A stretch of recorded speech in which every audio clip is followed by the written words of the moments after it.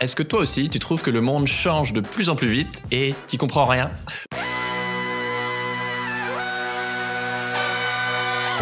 Bienvenue dans Soif de Sens, des histoires d'humains qui changent le monde. Chaque semaine, je reçois un invité écolo, féministe ou solidaire pour t'aider à incarner le changement. Et aujourd'hui, on accueille Julien du podcast Sismic pour parler de pourquoi on comprend aussi mal le monde et comment mieux s'y repérer et naviguer dans ce monde compliqué. Salut Julien. Pardon, je finissais de brancher mon micro. Ah ok. Salut Pierre. Alors je te présente en 10 secondes. Tu es l'auteur du podcast Sismic qui décrypte les mutations du monde, écologie, géopolitique. Ça peut être autant sur l'urgence à protéger les océans, la cybersécurité ou bien sûr l'esprit critique. On avait d'ailleurs fait un troc de podcast l'été dernier pour ceux qui reconnaîtraient ta voix. Et surtout, tu publies ton premier livre que j'ai beaucoup aimé, Le monde change et on n'y comprend rien. Bravo. Ben, merci beaucoup. C'était ardu, premier bouquin. Ça m'a pris un peu de temps. Voilà, je suis arrivé au bout. J'adore l'intro de ton livre parce que tu retranscris super bien comment on est secoué dans tous les sens. Voilà, entre le Covid, Poutine, le rêve d'aller sur Mars en 2030 avec SpaceX et en même temps le GIEC qui dit en fait peut-être concentrez-vous déjà sur protéger la Terre. Et tu racontes qu'en attendant le bus, t'expliques à ta fille que non mais chérie, le cours de l'énergie a été multiplié par 35 sur les marchés et c'est la faute de Poutine. Et elle est là, mais j'ai 5 ans papa, j'ai pas encore appris les multiplications. Et c'est pas bien d'accuser les gens. J'étais mort de rire. Est-ce que t'essaies souvent d'expliquer des trucs ultra compliqués à ta fille que même nous les adultes on capte pas toujours complètement? J'essaie, enfin j'ai 2 filles en fait, j'ai une fille de 6 ans et une fille de 3 ans, donc évidemment j'essaie de m'adapter à leur âge, mais ouais, j'aime bien leur expliquer des choses pour voir comment ça réagit, tu vois, et puis parfois c'est un peu surprenant, mais c'est évidemment c'est pas une scène forcément réelle que je raconte, mais c'est bien de commencer par ce préambule. Parce que parfois, je dis des choses comme ça, j'essaie d'expliquer le monde et vraiment, je commence à avoir des réflexions à 5-6 ans en mode, mais papa, évidemment, je suis trop petit pour ça. Je m'en fous, je comprends pas. Je sais pas lire, pourquoi tu me parles du monde et trucs comme ça. Mais c'est intéressant que tu commences par ce préambule. Parce que c'est vraiment le point de départ de ma démarche que j'ai voulu retranscrire. Ça part, ça fait 6 ans, 8 ans que j'enquête sur le monde et en fait, je suis toujours aussi perdu parfois et tout le monde autour de moi est un peu perdu, les gens pensent différemment, donc mais qu'est-ce qui se passe? Et j'ai voulu partir de mes propres interrogations, partir de mon constat de ces contradictions du monde et interroger notre place en fait et ma place dans cette grande confusion. Alors, avant de parler de comment s'y retrouver dans ce monde de plus en plus chaotique, je vais revenir sur ton histoire, parce qu'il y a une dizaine d'années, tu travailles à Hong Kong, tu racontes au 55e étage d'une immense tour pour une multinationale, et dans le grand jeu du capitalisme, qui est le jeu dominant aujourd'hui, tu avais l'impression de gagner, voilà, de faire une bonne partie, et même de côtoyer des hommes qui se prennent justement pour les maîtres du jeu. Alors, qu'est-ce qui s'est passé ? J'ai vécu une première fois, j'ai vécu 2 fois à Hong Kong, mais la première fois, c'était, j'ai vécu 5 ans à Hong Kong de 2010 à 2015. Et j'avais ce bureau au 55e étage, je crois, je sais plus, peut-être que j'exagérais, peut-être que c'était 44e, enfin peu importe. Et avec cette vue incroyable sur toute la ville, et je passais du temps à regarder ça. Et c'était presque méditatif parce que ça permettait je parle dans le livre justement de cette fourmilière, de fait de voir tous ces trucs qui s'agitent, qui bougent partout, ça devient presque abstrait quand on est tout en haut. Et j'ai eu comme ça d'avoir cette hauteur de vue. J'ai eu des moments un peu de questionnement. Mais en fait, comment ça marche ce truc-là? Mais d'où ça vient là? Enfin, c'est une ville qui est extrêmement dense, très très ramassée en fait entre la mer et la montagne. Et souvent je me disais mais comment ça tourne quoi? C'est quoi la logistique derrière ce truc-là? Et puis par ailleurs j'avais un travail qui m'amenait à faire beaucoup de prospectives. Je devais restituer, je devais lire les cahiers de tendance, tu vois, tous ces trucs-là. Ok, où va le monde? Qu'est-ce qui va se passer dans les 10 prochaines années?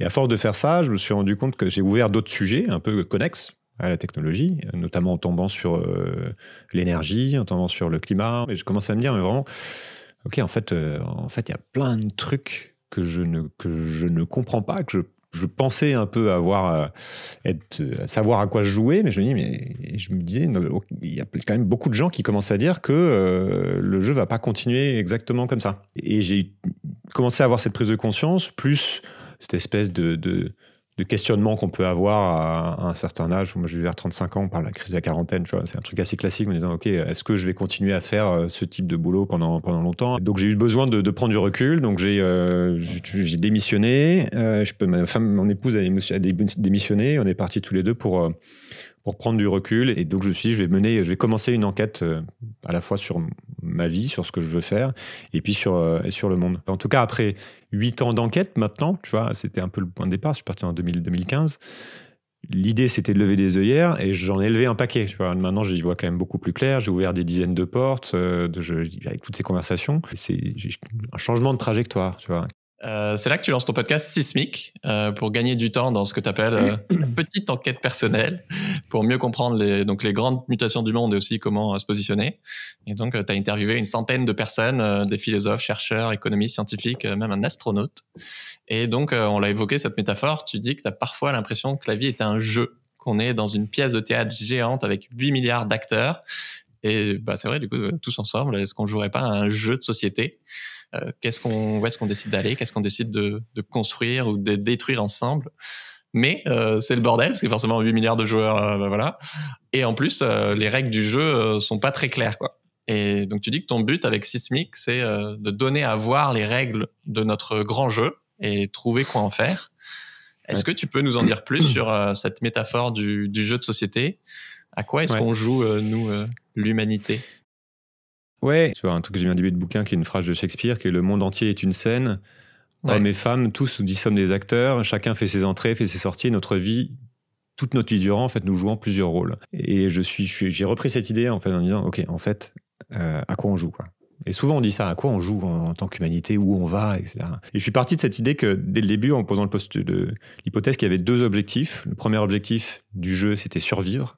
Tu vas continuer à jouer. Ouais. Et le deuxième, c'était s'épanouir, acquérir plus de puissance, du bonheur, de la joie, du contentement. Enfin, tu vois, il y a différentes manières d'envisager la chose, mais j'essaie d'optimiser, entre guillemets, mon jeu ou de jouer au mieux possible. Et en fait, chaque jour, on fait des choix.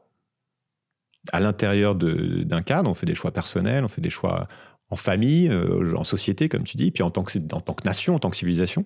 Ouais. Et le plus souvent, on fait des choix, en fait, sans comprendre pourquoi on les fait. Sans y réfléchir, sans penser vraiment où ils nous mènent, tu vois, quelles vont être les conséquences de nos choix. La plupart du temps, c'est assez instinctif. Et sans comprendre les règles du jeu. Et sans même se rendre compte qu'en fait, il y a des règles. Et le jeu, en fait, ce qui est intéressant, c'est d'aller explorer ça, de savoir, OK, pourquoi on fait nos choix, pourquoi on ne comprend pas ces règles-là, et qu'est-ce qui se passerait si on les comprenait un petit peu mieux. Et ce qui est intéressant, c'est qu'on voit qu'il y a une grande confusion dans les règles. Il y a des règles, parce qu'il y a des règles qui sont strictes, qui sont, par exemple, les lois de la physique, tu vois. Et puis, il y a aussi des règles qui sont propres à chaque époque, à chaque groupe d'individus, parfois, des traditions, des cultures, etc., quoi. Et on a tendance à oublier, et on parle souvent de ça quand on parle d'écologie, on a tendance à oublier qu'il y a ces trucs très Jean Covici qui va dire on joue pas avec la physique. Non, mais on va perdre des points de croissance. En fait, la physique, elle s'en bat les steaks que tu perds. Voilà, tu vois. Et puis pareil, les limites planétaires, c'est on revient à une dimension physique de compréhension d'un système. Et à contrario, parfois, on imagine que certaines règles sont figées, alors qu'en réalité, ce sont des règles culturelles créées. Par exemple, on va imaginer les règles de l'économie ou les règles de l'argent. On se dit, OK, c'est des règles, ça ne peut pas bouger, c'est figé, c'est comme ça. Et en tant qu'humanité, en fait, on joue à ce jeu-là. Et on a tellement bien joué à ce jeu, au jeu de la vie, on s'est tellement reproduit, on s'est tellement développé en devenant de plus en plus puissant, qu'en fait, on a éliminé une bonne partie des autres joueurs et qu'on commence même maintenant à abîmer le terrain de jeu. Et donc, on est à un moment, en fait, si on ne comprend pas ce qu'on est en train de faire, si on ne comprend pas les règles, ce qui est de l'ordre de lois indépassables ou au contraire de règles dépassables, si on ne comprend pas notre manière de jouer, si on ne change pas de stratégie, on risque d'avoir un léger problème. Alors justement, la question à 1 million d'euros, pourquoi est-ce qu'on capte rien au monde ? Est-ce qu'on est vraiment débile ou quoi ? C'est une question que je me suis posée. Tu vois. Alors, je pense pas qu'on soit débile, mais effectivement, on comprend pas bien les choses en fait. On comprend pas bien ce qui est en train de se passer. Enfin, en tout cas, c'est mon postulat de départ. Tu vois. Et je tenais d'ailleurs à garder ce titre. Et avant même de commencer à écrire le bouquin, je disais le titre, ça sera Le monde change et on n'y comprend rien. Et c'est un peu une question pour provoquer aussi. Tu vois, c'est pourquoi on n'y comprend rien. Ça pousse à se débarrasser de notre arrogance, de nos certitudes. Et de tout ce qui nous empêche d'accéder à une meilleure connaissance. Mais ça rassure aussi d'avoir des certitudes. Justement, c'est comme tu dis, c'est-à-dire qu'on a besoin de certitude, on a besoin de figer le réel. Mais ce qui est intéressant, c'est de voir aussi à quel point c'est un marqueur de l'époque. On a malgré tout une propagation de l'inexactitude, voire de l'ignorance, tu vois, des demi-savoirs, tu vois, et en même temps de l'arrogance qui va avec. Ouais. Et je cite Bertrand Russell qui résume ça bien en disant « L'ennui dans ce monde, c'est que les idiots sont sûrs d'eux et les gens sensés pleins de doutes. » Oui, j'aime bien le fait que c'est vrai qu'il y a énormément de complexité qui est complètement balayée dans une société de sursimplification ou de réseaux sociaux en 10 secondes, et que il y a très peu de nuances dans les médias ou dans nos discussions. Et c'est pas, en fait, c'est pas nouveau, tu vois. C'est un phénomène qui est une des règles du jeu, si tu veux, du cerveau humain, tu vois, même. Est-ce que t'es mon ennemi, tu vas me bouffer, ou est-ce que pourquoi, en fait, on a cette tendance à vouloir tout simplifier. Et j'explore plusieurs choses, tu vois, mais d'une part, ça nous permet de fonctionner. On passe notre temps à simplifier le réel, tu vois, c'est la confusion entre la carte et le territoire. C'est-à-dire qu'on a des symboles partout, on utilise des chiffres, on utilise des simplifications des choses, et on oublie qu'en fait, ça n'est pas le monde. On oublie aussi qu'en fait, on ne fait que voir le monde au travers de nos propres lunettes. C'est quelque chose que je cite souvent dans le podcast, tu vois, mais on a un point de vue sur le monde qui est forcément biaisé. Et donc, le point de vue de l'autre qu'on va avoir tendance à tout de suite dénigrer en disant « Mais je comprends pas, pourquoi il pense pas comme moi ?» En fait, il voit peut-être pas la même chose que toi, déjà, de base. À la base, si tu veux, il a pas la même éducation, il a pas la même culture, il a pas le même point de vue sur le monde, la même histoire personnelle. Et en plus, il voit pas forcément les mêmes informations. Et par-dessus ça, tu as le fonctionnement du cerveau, et on a des biais naturels cognitifs dans notre cognition qui font qu'on va être beaucoup moins rationnel, parfaitement logique et rationnel que ce qu'on a tendance à croire. Par exemple, tu vois, tu as des biais de conformisme qui est qu'on a tendance à penser et agir comme le font les autres. Tu as le biais de statu quo qui est qu'on n'aime pas tellement le changement parce que ça implique de l'aléa, du doute. Il y a plein de biais comme ça qui vont nous obliger à commencer à douter et à être un petit peu moins assertif. Et à se dire, attends, ok, j'ai peut-être pas totalement raison en fait. Il y a peut-être des trucs que je rate. Mais c'est pour moi un des points importants du livre, c'est de forcer le lecteur à prendre du recul sur ses propres certitudes. Une autre raison pour laquelle on a du mal à piger tout ce qui se passe, c'est que tout va de plus en plus vite. On parle de grande accélération. Et c'est vrai que pendant 300 000 ans, Homo sapiens, on n'a pas énormément augmenté en termes de population, alors très lentement. Et est écrit au XVIe siècle, on mange mieux, on a une meilleure hygiène et médecine, et du coup, la courbe commence à se verticaliser, à devenir exponentielle, et on se multiplie, quoi. Et là, je n'avais pas conscience de ces stats. Effectivement, il a fallu que 10 ans pour ajouter 1 milliard d'humains sur Terre, quoi. Et on a du mal à le réaliser, mais notre monde a plus changé en 2 générations qu'en 5000 ans avant. C'est assez fou. On a passé le premier milliard en 1806, je crois. Et donc après, c'est... Alors, en fait, la grande accélération, j'en parle de 2 manières dans le livre. D'abord, comme un facteur de confusion, tu vois, pour dire, OK, tout va tellement vite qu'on a du mal à suivre. Entre la masse d'informations qui augmente et puis le rythme d'innovation que ça rajoute à la confusion. Mais j'en parle surtout comme une des 2 tendances fondamentales dont je parle pour décrire les règles du jeu de notre époque. Il faut bien choisir, j'en ai pris 2. Et d'ailleurs, c'est important je pense, d'expliquer pourquoi je parle des tendances. Parce que pour décortiquer ce jeu de la civilisation, j'utilise la métaphore de l'iceberg. Ouais. C'est-à-dire que quand je pose la question à quoi on joue, je parle du fait qu'on s'attarde que sur les événements qui sont la partie émergée de l'iceberg. Et on voit les événements, on en parle, c'est dans les infos, et d'ailleurs on n'est pas d'accord sur ce qui se passe. Ah, j'ai vu ça, non, c'est pas ce qui s'est passé, donc on en est juste à ce niveau-là, et ça occupe toute notre attention. Et on prend jamais le temps de comprendre en fait pourquoi ces événements apparaissent. Mais en fait, les événements, ce ne sont que des manifestations de forces qui sont en dessous et qui, elles, qui donnent la direction à l'histoire. Et c'est ça qui est intéressant vraiment à aller chercher, parce que sinon, on n'est pas capable de comprendre vraiment pourquoi les choses se passent et d'anticiper, OK, qu'est-ce qui pourrait se passer demain ? On est toujours surpris, en fait. Alors que quand on commence à comprendre ce qu'il y a en dessous, on se dit, en fait, c'est parfaitement logique. Ce truc-là devait arriver, peut-être pas sous cette forme, mais d'une manière ou d'une autre. Et donc, sous l'événement, il y a les tendances. Et puis, sous ces tendances, il y a les structures qui sont beaucoup plus solides, qui créent ces tendances, qui expliquent pourquoi il y a ces tendances. Le fonctionnement de l'économie, le fonctionnement de la finance, le fonctionnement des systèmes politiques. Et sur la grande accélération, on se rend pas compte, j'en parle souvent on prend d'entrée en conférence, effectivement, je montre la courbe de la population, voilà, 1 milliard en 1806, donc 3 milliards en 1960, 6 milliards en 99 et 8 milliards maintenant. Enfin, donc c'est complètement fou. C'est peut-être le plus gros facteur de changement, de transformation du monde. Donc là, en 20 et ans, on a on a pris 2 milliards. Ouais. Et alors là, ça va un petit peu ça va ralentir rapidement, mais bon, on a la tendance qui fait que tout ça, et juste ce fait-là, cette tendance-là, va impacter tellement de choses que si tu l'as pas en tête, voilà. Mais tu as aussi le PIB et qui va avec et qui est lié, tu vois, ça a été multiplié par 15 depuis 1820. Alors, il y avait, je crois, 25 millions de touristes en 1950, on est 1,4 milliard aujourd'hui. C'est celle la qui m'a le production, plus marqué, ouais, 25 millions il y a 70 ans contre 1,4 milliard. Non, mais c'est rien, si tu veux, tu voyageais dans les années 50-60, ça devait être cool, c'est personne, quoi. Donc, on est dans ce phénomène, c'est vraiment si tu veux comprendre pourquoi il y a toutes ces choses dont on parle, à commencer par la crise écologique dont tu parles beaucoup, bah c'est parce qu'il y a cette accélération du monde. Après, il faut comprendre, mais pourquoi il y a cette accélération ? Et justement, sur le thème, ok, donc vers où on va, du coup, tu as eu la chance d'interviewer Noam Chomsky, donc le célèbre linguiste assez brillant qui résume ça assez rapidement.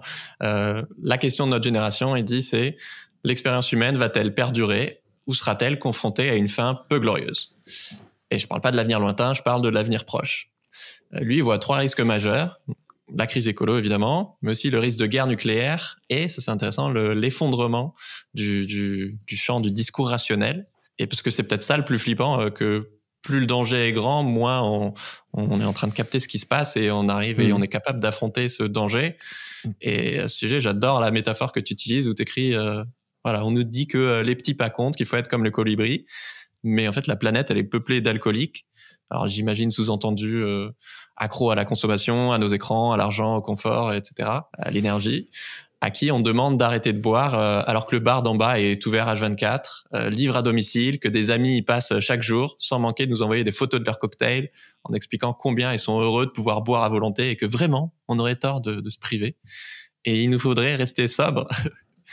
Et ouais, on est vraiment comme des alcoolos qui vont devoir faire une purge assez rapidement, quoi. Ouais, bah c'est une petite partie du livre là, que tu lis, mais je trouve intéressant d'ailleurs que le mot sobriété, tu vois, parce qu'on nous demande de rester sobre, ça fonctionne assez bien parce qu'on parle d'alcool, et puis le mot sobriété qui devient très à la mode, mais en fait c'est cette idée qu'on aura beau faire tous les efforts en tant qu'individu, tant que les règles du jeu du système ne changent pas, tant que les structures ne bougent pas, bah les tendances restent les mêmes, c'est ce que je t'expliquais avant, et produiront donc le même type d'événement. Le monde d'après va arriver, bah non, si les structures ne changent pas. Voilà. Pourquoi en fait ça arriverait ? Il suffit pas de. Voilà. Donc, et en fait, tout ce qui nous arrive aujourd'hui est parfaitement logique. Ah oui.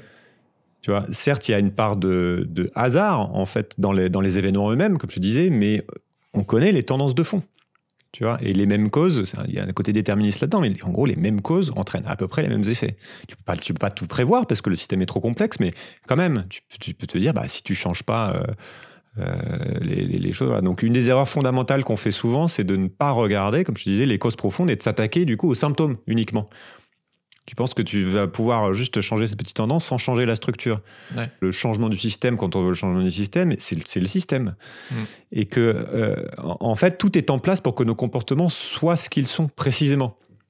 Et donc, je parle du fonctionnement du système économique qui favorise le court-termisme et qui a pour indicateur le PIB, en fait, qui doit absolument croître. Donc, c'est l'objectif de jeu. On s'est fixé comme objectif de jeu, comme indicateur de ce qu'est la victoire, si tu veux, un truc qui t'amène forcément à croître et donc à optimiser pour ça. Ouais.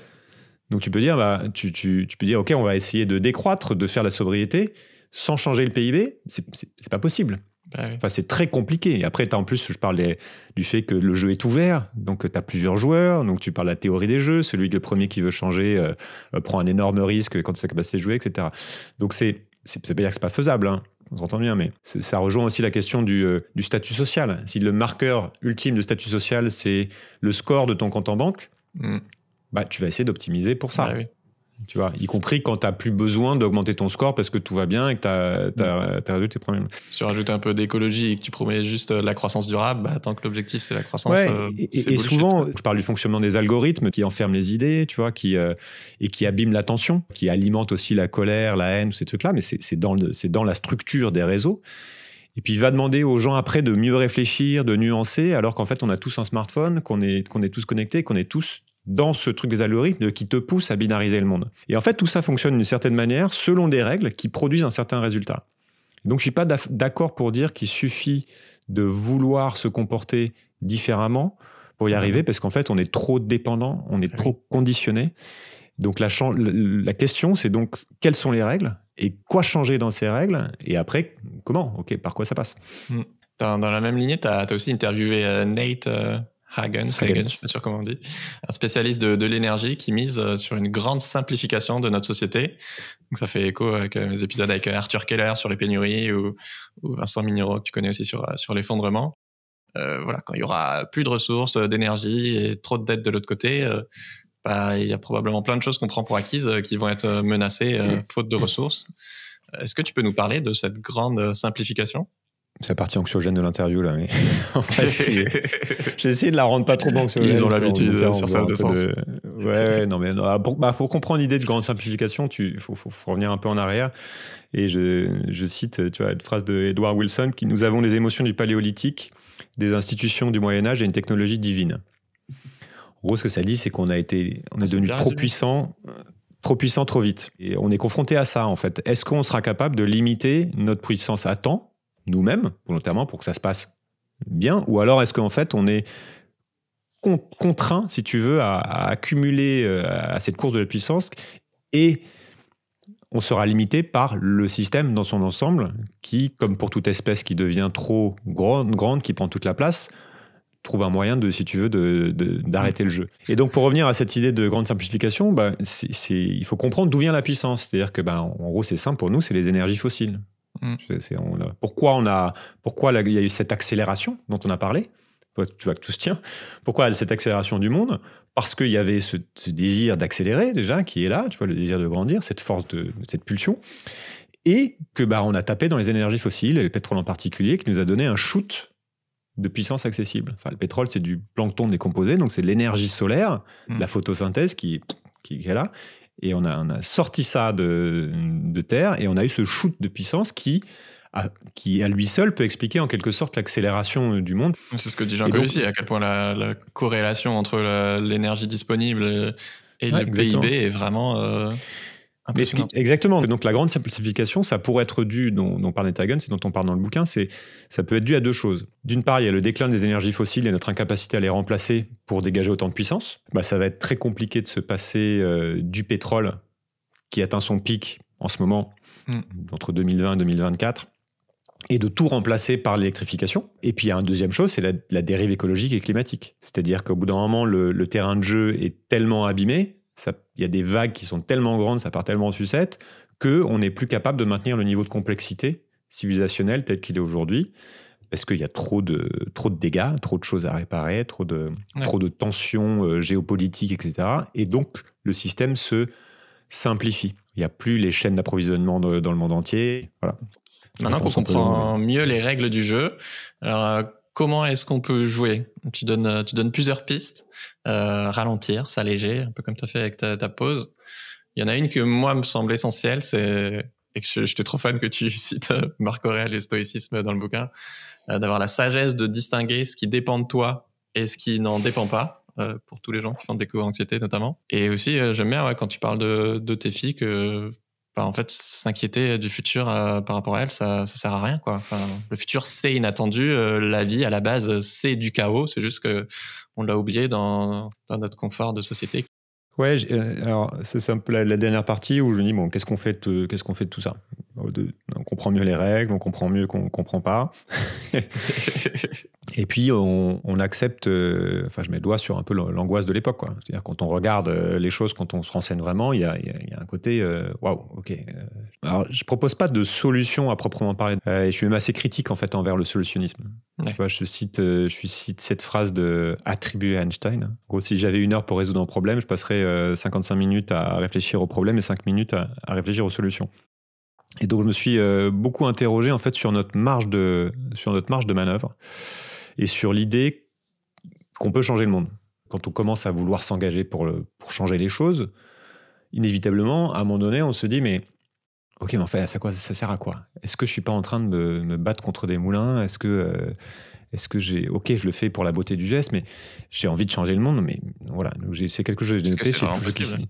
Dans le livre, j'ai choisi de me concentrer sur comment jouer en tant qu'individu pour ma propre expérience. Et j'ai parlé des pistes pour moi. Encore une fois, je suis pas prescriptif. Donc, comme tu dis, ça passe par le stoïcisme, c'est-à-dire distinguer ce qui dépend de nous de ce qui dépend pas de nous. Ça passe par, je cite le deuil, en parlant un peu de mon vécu, parce que c'est quelque chose dont on entend beaucoup là, dans l'éco-anxiété, faire le deuil de quelque chose d'un futur qui n'adviendra pas, ou faire le deuil de quelque chose qui s'est déjà produit quand on est là où ça se passe déjà mal. En fait, c'est le passage à l'âge adulte, quelque part. Tu vois. On dit souvent que la civilisation adolescente, il faut qu'elle passe à l'âge adulte, c'est aussi regarder la réalité en face, accepter les limites, tout ça. Donc, et ce que j'ai proposé de faire pour moi, enfin, ce que j'ai essayé de faire, encore une fois, c'est une démarche. C'est assez déculpabilisant aussi. Je fais les choses non pas pour avoir un impact sur le monde, mais parce que c'est ce que j'ai envie de vivre et qui j'ai envie d'être. Mais ce qui est intéressant aussi, c'est de voir que toutes les sagesses arrivent à peu près aux mêmes conclusions. Ça aussi, c'est quelque chose qui est assez frappant. Tu te dis, mais les cultures sont très différentes, mais tu prends à peu près toutes les sagesses du monde et tu arrives à cette idée de contentement, de sobriété, de respect de l'autre, de vertu et de limitation de la puissance, pour en revenir à ça. Et après, ce qui est intéressant, c'est de voir que ce sont des sagesses qui ont été pensées dans un monde contraint, de fait. Donc, c'est comment tu vis dans un monde contraint. Donc là, tu as plein de pistes, parce que si tu dis tu vas de plus en plus vers un monde contraint, où tu reviens, non seulement en termes de technique, peut-être, tu vois, c'est les adeptes de low-tech de dire, si tu peux plus faire autant de choses, il faut réapprendre certaines techniques, mais aussi en termes de posture, tu reviens à ce qui était prôné avant dans un monde contraint, où tu as des gens qui ont pensé le monde pendant des milliers d'années et qui ont établi des sagesses. Donc, ce que j'essaie de faire pour moi, c'est m'alléger, moins me faire donner au cerveau, essayer de posséder moins de choses, ce qui est très compliqué quand tu as des enfants en bas âge. Tu vois, c'est pareil. J'essaie de ne pas me fouetter dès qu'il faut acheter une trottinette. Mais je pars de très loin, tu vois, donc c'est un processus. Ralentir aussi, tu vois, essayer de faire moins, de moins voyager, d'aller moins loin, de moins travailler aussi, de gagner moins d'argent. J'y arrive très bien. Et puis tout ce qui est j'aime beaucoup l'idée d'attention. Et là, ça ouvre toutes les notions d'écoute, de changement de regard sur soi-même, de changement de regard sur ce qui nous entoure, sur le monde, de se rendre compte des liens entre les choses. Tu vois, l'idée de pensée systémique, de comment on fait attention aux connexions. Et on fait attention aussi à ce qu'on veut voir émerger, plutôt qu'à ce qu'on souhaite à tout prix éviter. Donc voilà, avant de me prendre la tête sur mes intentions, j'ai essayé de faire ça, de mieux écouter, de sortir de mes bulles, de voir mes bulles, m'ouvrir à des choses nouvelles, parfois des points de vue inattendus. Je le fais pas assez d'ailleurs, il faudrait que j'aille plus aller chercher des gens avec qui je suis fondamentalement pas d'accord. Ou des gens dont on va dire qu'ils sont vraiment inaudibles, on peut pas leur parler. Non, c'est là que c'est intéressant. C'est sortir de l'entre-soi. Tu peux le faire en dehors du podcast. Moi, je sais que j'ai pas envie de donner la parole à ces personnes-là, mais des fois, je me fais violence pour aller écouter. Ouais. En fait, je trouve que ce qui est intéressant, c'est pas forcément de... En fait, c'est intéressant de donner la parole à quelqu'un avec qui tu n'es pas d'accord, si cette personne est capable d'expliquer son raisonnement. Ça devient intéressant si c'est inaudible, si finalement c'est un peu creux, parce que ça tombe très vite à plat. Ce qui malheureusement est souvent le cas, quoi. Pas forcément, parce que tu as aussi des points de vue qui sont opposés aux tiens et qui sont parfaitement logiques, nourris. Oui, qui ont une autre forme de logique, ouais. Et, tu vois, je prends cet exemple dans le livre de Greta Thunberg, tu vois, I want you to panic. Je veux que vous paniquiez parce que son référentiel, c'est la science du climat, c'est le GIEC. Et donc, effectivement, quand tu prends ce référentiel-là, tu te dis, mais attendez, mais si on n'arrête pas la machine, ça va être le chaos d'ici quelques dizaines d'années, même peut-être plus tôt. Donc, on panique là, on y va, il n'y a que ça qui compte. Tu vois, dans ce référentiel-là, elle a totalement raison. Et si tu prends un économiste ou je ne sais pas quelqu'un d'autre, un politique pour qui son référentiel, c'est l'économie, le PIB, la croissance du PIB, parce qu'il va te dire que l'histoire nous montre qu'à chaque fois qu'on est rentré dans des récessions profondes, on a fini par avoir la guerre. où on a fini par avoir des extrêmes tensions. Donc, ce qu'il faut à tout prix éviter, c'est d'avoir, à court terme, une récession. Donc, il faut continuer de croître. Évidemment qu'il faut continuer de croître. En fait, forcément, tu n'es pas dans le même référentiel de pensée, donc tu ne peux pas t'entendre sur le sujet. Et ce qui est intéressant, donc, en parlant à des personnes avec qui tu n'es pas d'accord, c'est d'aller chercher, OK, c'est quoi leur postulat ? Et souvent, tu arrives à dire, ah, OK, en fait, tu vois ce truc-là de telle manière, alors que moi, je la vois de telle manière, et forcément, on n'a pas, in fine, la même opinion on n'a pas le même diagnostic. Et après, c'est là que tu vas aller jouer, c'est là qu'il faut discuter. C'est OK, alors, est-ce que tu as raison de. Pourquoi tu vois ça ? Quelles sont les informations que tu utilises pour construire ce postulat ? Est-ce qu'il y a quelque chose que tu rates ou pas ? Ou alors, est-ce que moi, il y a quelque chose que je rate ? Et là, c'est comme ça que la pensée progresse. C'est pour ça, moi, je trouve qu'il faut. Le plus important, ça va être de reconstruire les conditions du dialogue. Et c'est ça qui est particulièrement flippant aujourd'hui, tu vois, c'est qu'on a des enjeux qui sont phénoménaux et l'incapacité à avoir un dialogue constructif. Parce que c'est structurel, tu vois, on l'a dit, parce que la technologie emmène là-dedans. Mais s'il y avait un truc à faire pour moi, c'est de dire, OK, le plus important, c'est pas d'avoir raison, en fait. Le plus important, c'est de comprendre ce que l'autre pense, d'écouter et de reconstruire les conditions du dialogue. Compliqué, hein. Très compliqué à faire. On va en parler à Hanouna, je pense que... Voilà. Un autre truc sur lequel tu as lâché, c'est justement ton besoin de sens. Donc ça, tu t'en doutes, ça m'intéresse. J'avais l'impression que voilà, il fallait peut-être trouver un cap, une grande mission qui te dépasse et qui... Voilà, au moins une fois que j'ai trouvé quelle est ma mission de vie, bah, il suffit de la suivre et après c'est facile. C'était marrant parce que j'ai eu un peu cette période aussi là pendant le Covid et qu'en fait tu te dis, enfin... Non, en fait, je fais ce que je veux et je décide que je suis pas obligé de trouver un sens à ma vie, quoi. Une des propriétés de la vie, c'est l'incertitude. Et donc, comme tu dis, on entend souvent dire qu'il faut une mission de vie, qu'il faut se donner un sens. Tu vois. Et très bien, tu vois, quelque part, on a besoin de se fixer ce qu'on peut appeler des points imaginaires, parfois. Parce qu'on se dit que quand on aura atteint ça, quand on sera arrivé là-bas, ben on sera mieux. Ça. Le problème, c'est que quand on arrive là, quand on arrive à ce point imaginaire, ben, on s'en trouve un autre en général. Il faut plus le voir comme une boussole que comme une destination. Quoi. Voilà. En tout cas, la solution que j'ai trouvée pour moi, qui fonctionne assez bien pour moi, c'est de ne pas trop se prendre au sérieux. Donc, on revient à cette idée de jeu. Donc, toi, l'injonction, bah, tu veux changer le monde ou juste ta ville, hein, ce qui est déjà plus raisonnable. OK, très bien. Mais fais-le parce que c'est ce que tu veux être, c'est ce que tu veux vivre, c'est le jeu que tu veux jouer. Agis sans te préoccuper du résultat de ton action. Ouais. Et donc personnellement, tu vois, moi je ressens plus vraiment le besoin de sens. Je l'ai beaucoup eu, notamment au début, là, quand j'avais pris cette pause, c'était aussi une quête de sens. Mais quelque part, tu vois, je me dis maintenant, on connaît le sens de la vie en fait. Tu vois, bah, le sens, c'est de la naissance vers la mort, tu vois. et on connaît la règle, tu vois. Et au milieu de ça, en fait, on s'agite, mais à la fin, ça finit toujours pareil. Il y a une autre phrase, tu vois, qui m'avait marqué, que j'ai rajoutée juste avant l'impression, ça vient du concept de wabi-sabi japonais, qui illustre un peu ce que je considère comme étant un objectif pour moi intéressant, qui est exister sans l'angoisse de devenir. Donc, tu vas revenir à un truc qui est OK, comme c'est pour ça que je finis par les enfants, et que j'en parlais au début, c'est le côté enfant. Ouais, dans le présent. C'est ce que je donne comme piste d'ouverture sur OK, comment traverser l'époque de manière joyeuse, idéalement, tu vois. Ouais.